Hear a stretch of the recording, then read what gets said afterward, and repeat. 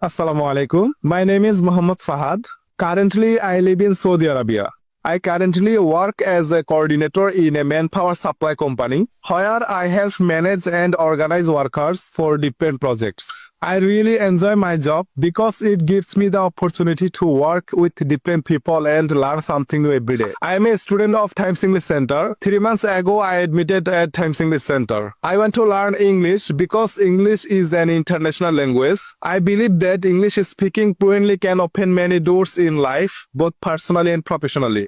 In my free time, I like to relax by watching movies, especially action or comedy films. I also spend time learning English. I am always trying to improve my communication skill and I enjoy meeting new people from different backgrounds and different cultures. I think learning never stops and I try to learn something new every day. I am excited to continue my improving English and growing as a person. So far, I have completed 12 classes. Our class teacher name is Mr. Omar Sir. He teaches us English without grammar. We have classes every Friday, one day a week. To be honest, I can't join live classes. After a month, our course will complete. Everyone, please pray for me. Thank you so much.